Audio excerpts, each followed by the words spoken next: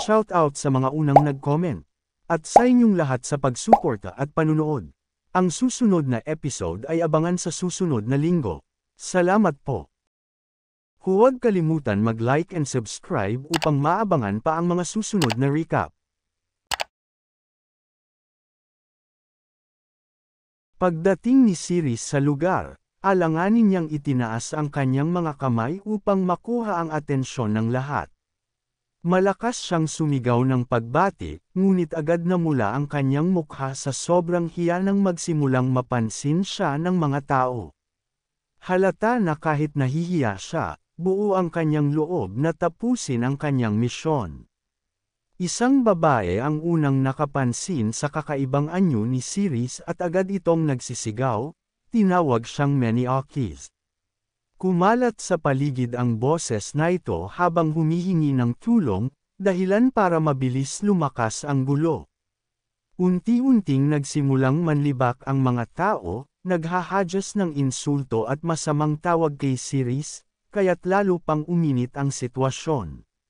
Dahil sa ingay, mas marami pang tao ang lumabas mula sa malapit, at nabuo ang isang maliit na kumpol ng nag-uusyoso. Sa kabila ng pangungutya at kaguluhan, pinigilan ni Siris ang kanyang inis at pinilit pa ring kumilos upang dahan-dahan matapo ang bahagi ng kanyang gawain. Lumitaw ang kumpirmasyon mula sa sistema, nakikita na siya ng 12 katao mula sa kinakailangang 33. Ngayon, may natapo na siyang halos 1/4 ng misyon, ngunit 7.5 segundo na lamang ang natitira sa oras. Agad siyang kumari pa ng takbo, habol-habol ng ilang lalaki na nagsisigaw at galit na galit dahil nagwawala siya sa kanilang lungsod ng walang saplot. Mariin pa nilang ibinanta na ang ganoong asal sa kanilang nasasakupan ay tiyak na magdadala ng kapahamakan, dahilan upang lalo pang kabahan si Siris. Samantala, nagbago ang tagpo at lumipat sa tahanan ni Siris, kung saan may misteryosong paa ang biglang lumitaw sa bintana. Nanigas agad sa takot si Hugh nang makita na may sumisilip sa loob. Ngunit si Azeroth, kalmado lamang na nakatayo malapit sa bintana, walang imak na nagmamasid. Sa kanilang ginhawa, si Saidil pala ang dumating. Makikitang nabunutin ito ng tinak nang makita si Azeroth, at mabilis na pumasok sa loob habang naghayag ng tuwa na natagpuan na rin niya ito. Ngunit agad ding naging seryoso ang kanyang mukha nang ipaalala na nasa lungsod sila ng Brave Heroes Guild, at napakadelikado ng kanilang presensya roon. Mariin niyang sinabi na kailangan nilang umalis bago pa sila matuklasan. Subalit nanatiling kalmado si Azeroth, ipinaliwanag ng buong kumpiyansa na dahil malapit ng mag-umaga, wala nang dahilan upang patuloy silang magtago. Walang pag-aatubili, inutusan niya si Saidil na agad hanapin si Siris, habang si Hugh naman ay nagbago ng anyo, naging isang maliit na Charmander at nagkubli ng cute sa tabi. Bago umalis si Saidil, ngumiti ng palihim si Azeroth at nagdagdag pa ng utos. Sinabi niyang pagsikat ng araw, dapat hayaang bumagsak ang dugo ni Saidil sa lupa, at sa pamamagitan yun, mahahanap niya si Siris anuman ang mangyari. Sa loob-loob ni Azeroth, lihim niyang naisip na sa tamang oras, siya mismo ang babawi ng essence gamit ang sariling mga kamay.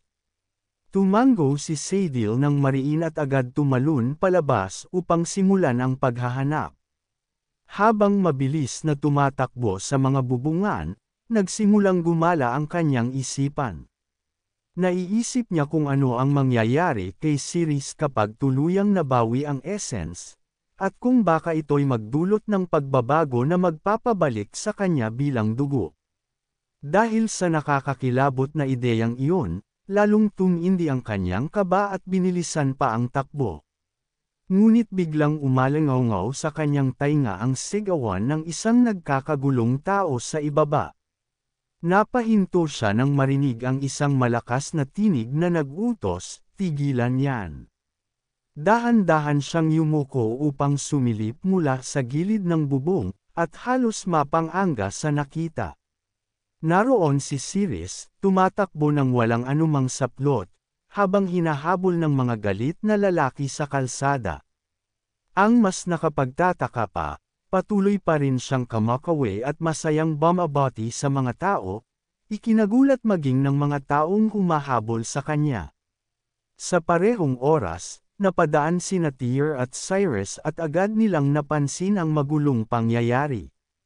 Ngunit hindi nila namalayan na ang hubad na lalaking tumatakbo ay si Siris pala. Samantala, ipinakita ng system ni Siris na nakumpleto na niya ang 2/3 ng kanyang misyon, dahilan para muling lumakas ang kanyang loob.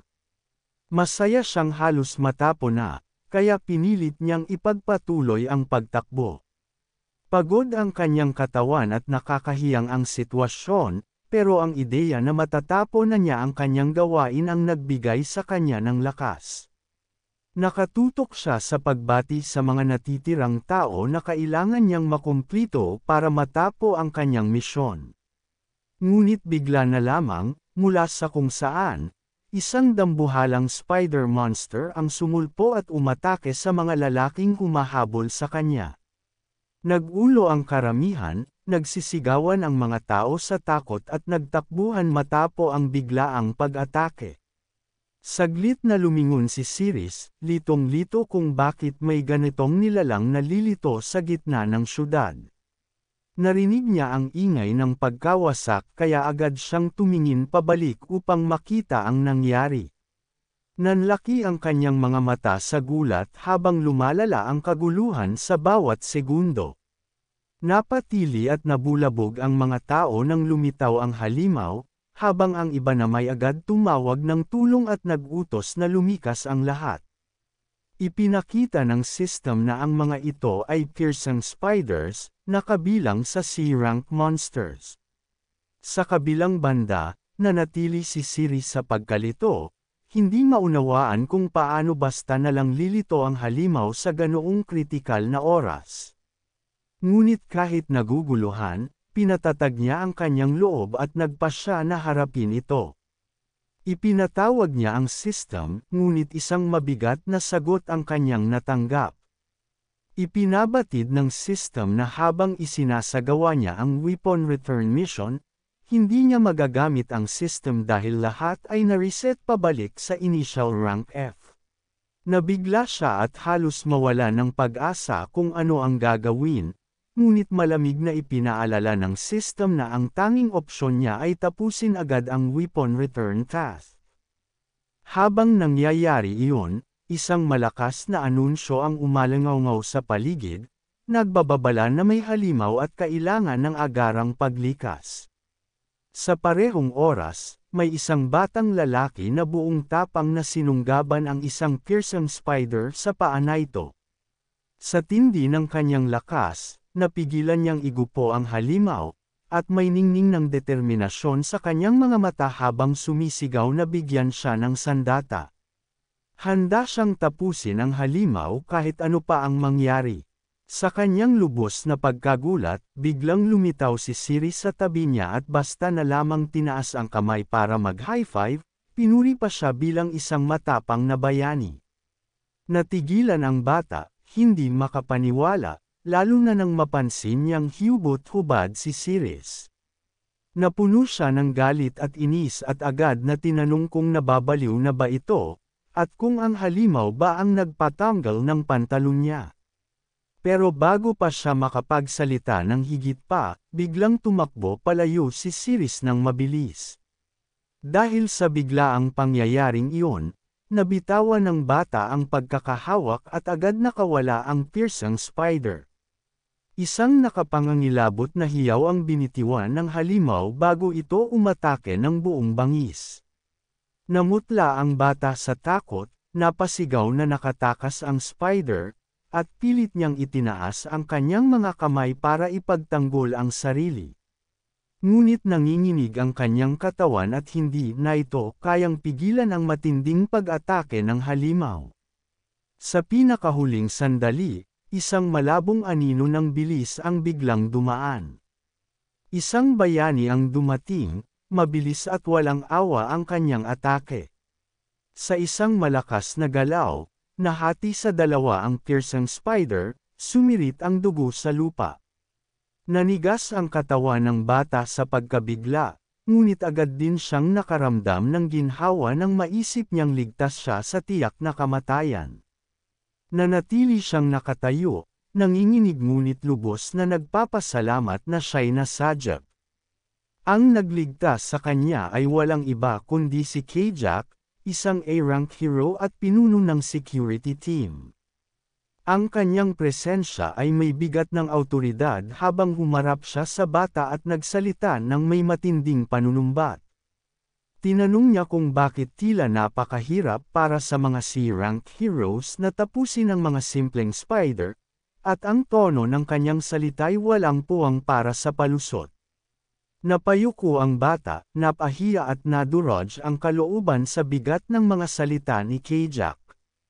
Kasama ni Kajak si Charlton, ang vice-presidente ng Heroes Guild, na naroon din. Pinuri niya si Kajak, at sinabi na ang ginawa na ito ay maituturing na nasa gitna ng labanan. Pagkatapo, ipinaalala niyang dapat na agad na ibalik si Kajak sa seguridad. Ngunit ngumiti lang si Kajak at sinabing huwag mag-alala, dahil habang kasama niya ang kanyang security team, walang halimaw ang makakalapit o makakapanakit sa kanya.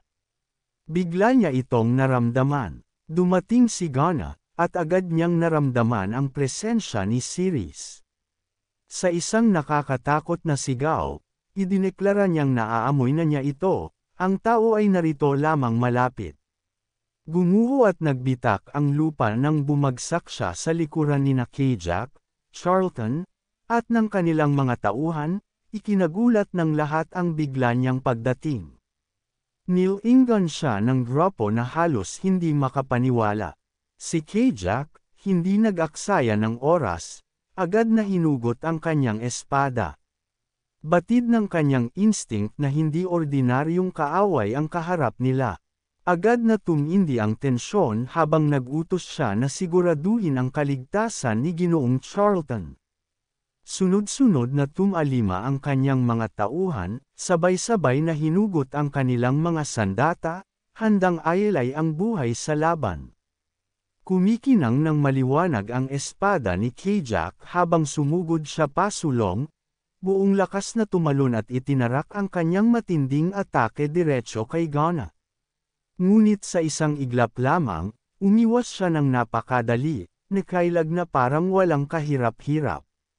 Nanlaki ang mga mata ni Kajak, hindi makapaniwala na naiwasan na ito ang isang dapat ay tiyak na tama niyang atake. Mabahagyang ngumiti si Ghana, nakakaloko at puno ng panunukso, habang madali niyang iniwasan ang atake. Kumislap ang kanyang mga matang nagliliwanag, tila aliw na aliw, saka siya yumuko palapit.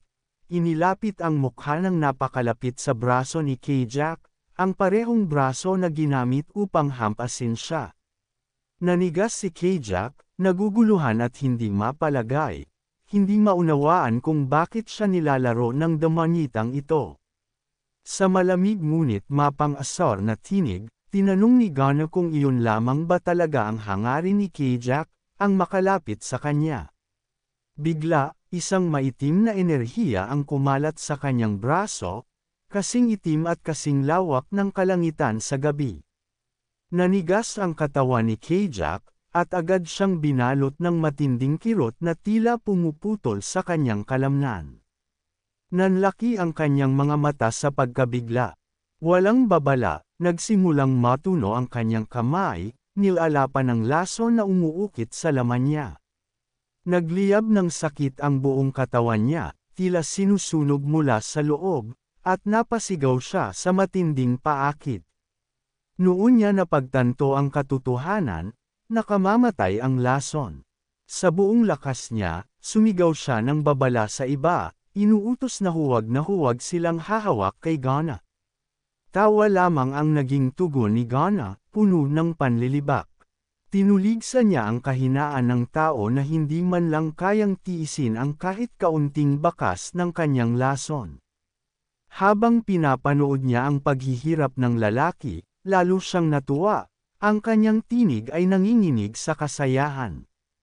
Sa gitna ng kaguluhan, isa pang bayani ang sumigaw. Agad na inutusan ang iba na ilayo si Ginoong Charlton, samantalang siya ang haharap kay Ghana.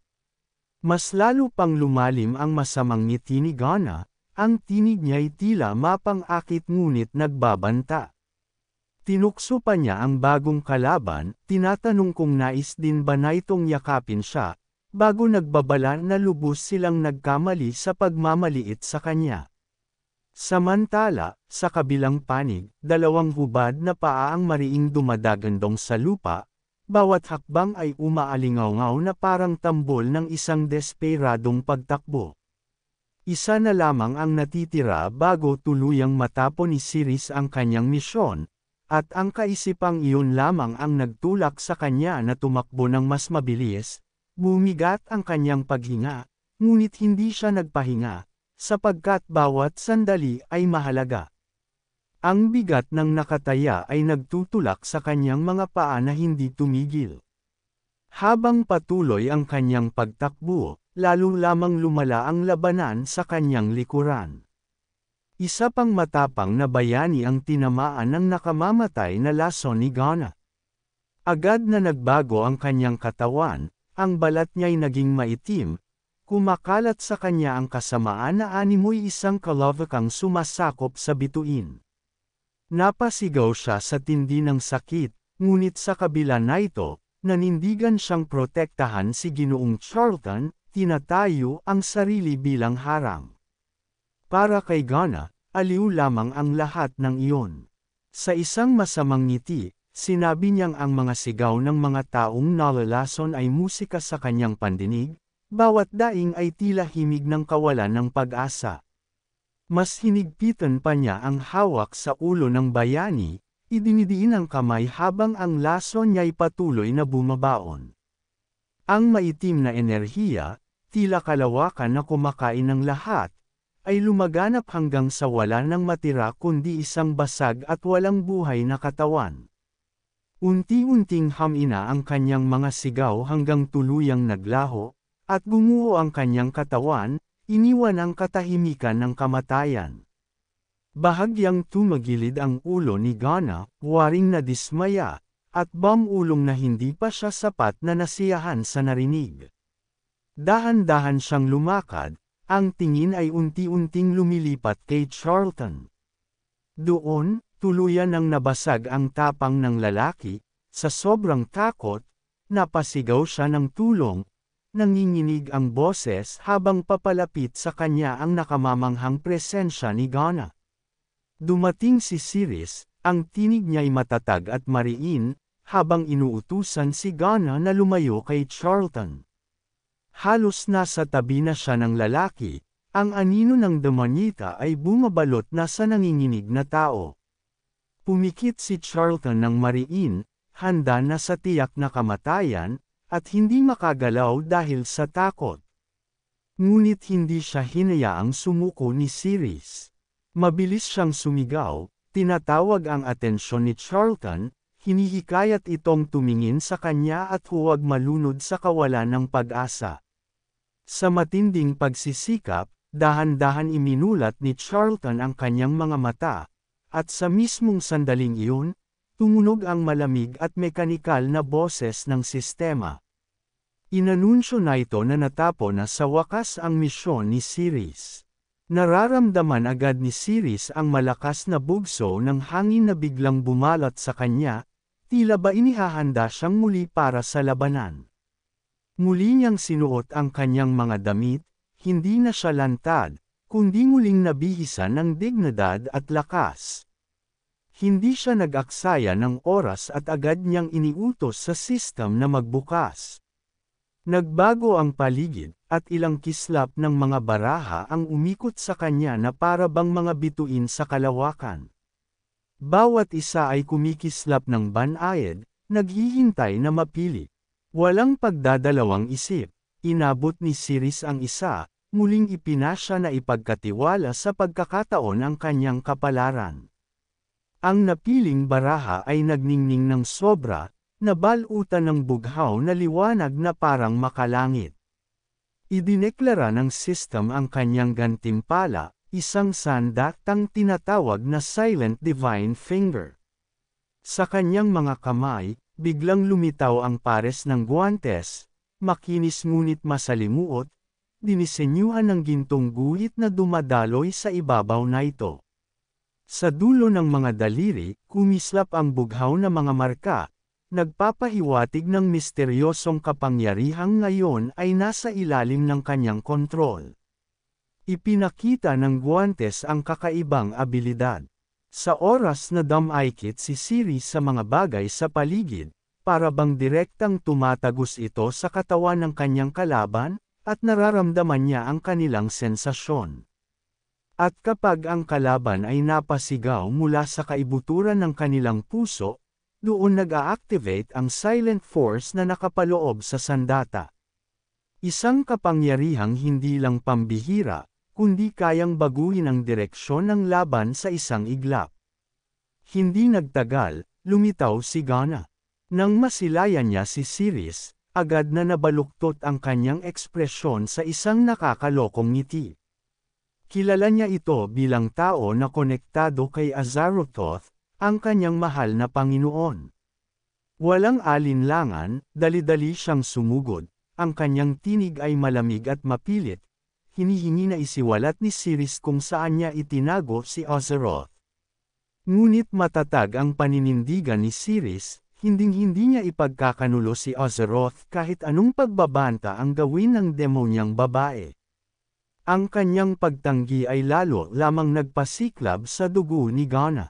Sa isang mapanirang ngiti, nagdeklara siyang kung ganoon, uunahin na muna niyang patayin si Sirius, at saka na lamang hahanapin si Azeroth pagsapit ng umaga. Ngunit si Sirius ay kalkulado. Agad niyang tinutok si Ghana bilang target, nakahanda sa banggaan na hindi na maiiwasan. Ang tensyon ay kumulo, para bang may bagyong nakatago sa pagitan nila. Mabilis na umatake si Ghana, ang kanyang bilis ay nakakakilabot. Ngunit mabilis ding gumalaw si Sirius, nakaiwas sa matinding atake. Sa tindi ng hampas ni Ghana, nabiyak ang lupa, nagkalasog-lasog ang mga bato, at lumubog ang lupa sa isang malalim na hukay. Nakaligtas si Sirius sa tamang oras, dumudulas ang kanyang katawan sa lupa habang kumikiskas ang kanyang guwantes sa alikabok. Sa pagdampi ng guwantes sa lupa, isang kakaibang alon ang kumalat, hindi nakikita ngunit ramdam sa paligid. Sa parehong sandali, nanigas ang katawan ni Ghana, para bang may direktang humipo sa kanya. Namula ang kanyang pisngi, lumaki ang mga mata, at ang kilalang mandirigmang demonyo ay biglang binalot ng hiya at kalituhan. Ang pakiramdam ay sobrang totoo, sobrang personal, at hindi niya napigilan ang sarili, isang malakas na sigaw ang kumawala mula sa kanyang bibig. Kasabay na ito, nag-activate ang system. Ang silent force ay biglang sumabog, umabot agad sa 12%. Tumama ito kay Ghana na parang dambuhalang alon, itinumba siya ng todo sa lupa. Nabiyak ang paligid, sumabog ang alikabok, at ang kanyang katawan ay bumagsak na parang dinurog ng sariling kahihiyan at sakit. Gumalaw si Ghana, nanginginig at hawak ang kanyang dibdib, puno ng pagdududa. Totoo ang sakit na nadama niya, ngunit ang mas gumugulo sa kanyang isipan ay ang kakaibang sensasyong kanyang naranasan, possible bang si Sirius ay talagang humipo sa kanya? Uminit lalo ang kanyang mukha sa kaisipan, at napakagat siya ng labi sa inis. Unti-unti niyang naunawaan, iyon ang kakayahang taglay ng guwantes. Hindi man nakamamatay, sapat itong patunayan ang lakas ni Sirius. Nanginginig pa rin, tinitigan niya si Sirius na may halong galit at pagkalito. Samantalang si Sirius ay nakatayo ng matatag, Kumikislap ang bughaw na liwanag ng kanyang guwantes. May kumpiyansang ngiti sa kanyang labi, walang pag-aalinlangan. Alam niyang ang sandatang ito ay makakabago ng takbo ng kanilang laban.